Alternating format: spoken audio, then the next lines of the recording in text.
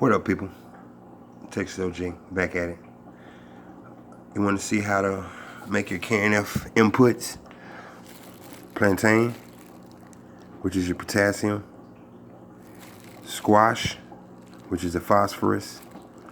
This also has phosphorus properties, but I also use it for its sugar properties. Also, this is mango. And what we're going to do, you're going to need a trusty. Where is it at? You're going to need your trusty scale. And what you do, you take equal parts. Whatever this accumulates into as weight, you equal that in brown sugar.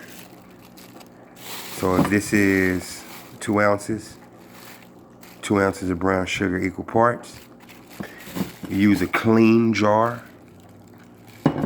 and we mesh it all together. We make sure the brown sugar covers every particle of this so it can start the exfoliation of the juices and the enzymes. And you can not only do this with this is what you call F.F.J's, fermented fruit juices.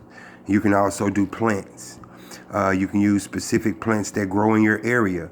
There's a reason why certain weeds and dandelions grow in your area to help accumulate the soil. Those plants grow to give their bodies as nutrients for your soil, for your dirt, for your land, or wherever they may be. Now, those certain plants contain properties like dandelions are a form of phosphorus. Yards throw, land throw dandelions to help with phosphorus. The dandelions grow, they mine the phosphorus, and they die out to give it back to the ground. So you can take flowers like these and do F.F.J's and make those ferments also. But we're in flour and we're looking for the sugars and the phosphorus and potassium, so we're going with this ferment. I also add root to it, which is and for those of y'all who want to get into it this far, I also use roots. These are stored roots from certain plants that I grow, and I also make this in with the ferment. And these roots give the energy, and the roots that they were mined with, the minerals that they mined, it also is extracted into the ferment. So just a quick overview of how to make it. Equal parts material to brown sugar. Mix real good in the bowl. Mix real good. We're going to cover this with a breathable cloth, like a napkin or a cloth with a rubber band, and let it breathe. And in about 2 weeks, you should start seeing it active where it's kind of bubbling and breaking down. And you want to use the juices that form in the bottom. And it should look like this. It should look like this. The juices that form in the bottle.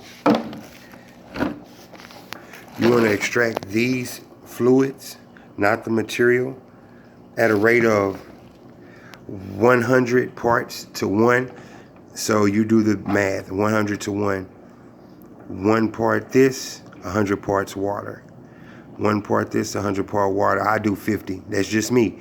But some people even do 500 to 1. So 1 part this, 500 parts water. So you do the math and equate what you need. But this is how the finished product should look. Should look like that. And you want the liquid out the bottom. If you guys want to see how it looks inside.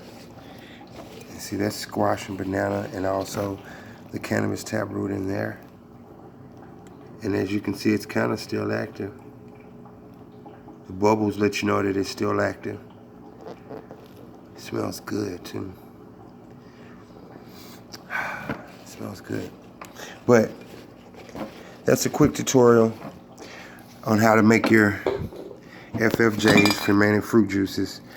I'm going to do equal parts weight this to equal parts brown sugar in here. Mesh it all together. Make sure it's full covered real good. Cover with a breathable cloth. Put it in a dark, cool area. Let it sit for a week. 2 would be best. Check on it. You want to use the extractors to get the juice out. You want to use 500 to 1. 1 part this, 500 parts water. Like I say, some do 100. I do 50 to 1. And you want to use the juices in your water and you ferment. And you're not only giving it sugars, you're giving it the energy, the force, the nutrients that are in these plants, and it's a good finisher. So F.F.J's, your boy Texas OG. Told you I'm supposed to eat some of these mangoes. Y'all got me messed up. Peace.